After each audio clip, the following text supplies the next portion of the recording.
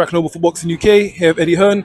Eddie, study rounds, 12 round decision. What did you make of that performance? I thought it was an outstanding performance for 6 rounds.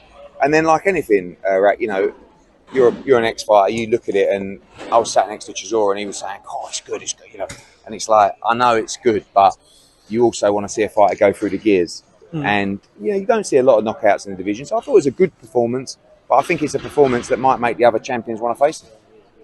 After that performance, you think it'll be easier to get the dotted lines of the likes of Bam and the others? Yeah, I do. I think they'll look at that and think he's beatable. And everyone's beatable. But you're going to see Sonny Edwards at a whole nother level when he needs to be. You know, you saw him switch off a couple of times and give rounds away in there. And I don't think he'd do that in other fights, but they're going to be a lot tougher than Campos. And when in mind are you looking to stage that fight between Sonny and Bam? November time in America on the West Coast.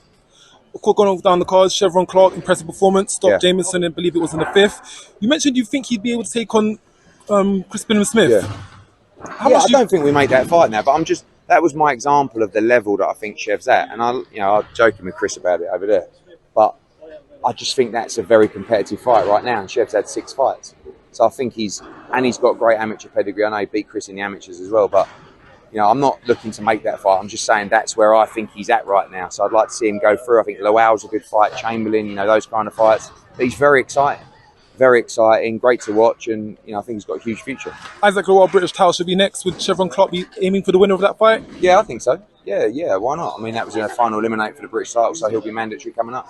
And Ellie's got she's got her long-awaited world title. She's finally that girl now. Yeah. What's next for Ellie? I think straight into unifications. You know, I think any female champion that wins a world title should be looking to unify ASAP. I think she'll be looking to do that. I think she's an outstanding talent. She's been very patient, but she's done it the hard way. She's got herself into position, and she fully deserves to become world champion tonight. Last night, David Adeleye picked up a good victory, stoppage of his opponent. Fabio Wardley is not going to be fighting Fraser Clark. Could that fight now between himself and Adeleye be made for the British heavyweight title? Yeah, I hope so. I mean, I didn't see Adeleye last night, but it's a good fight. It's a great fight for the British heavyweight title. Fabio looks like he'll fight in July. Then I think that fight will go out to purse bids, and hopefully we can get it made. And lastly, of course, last night Adrian Broner made his comeback. I didn't see what happened. Well, he won on points against... How did he look? Not the best. He got through the 12 rounds. He got a win. That's what we're moving on. Don King was talking about going for the WBC super lightweight title, which is Regis Progress. Yeah, I mean, Broner's always good value. Don King will want about 147 million for that fight, but we'll see. I know you don't get on too well with the American promoters. Is Don King one in your better books, would you say? I don't. I've only spoke to him a handful of times. I mean, you know, no, not really. But listen, if he wants to make that fight, but you can imagine what he'd ask for that fight. I mean, I don't know what Adrian Broner got paid last night. I can't imagine it was a fortune. No, brother. Thank you very much for your time. Cheers, Rick.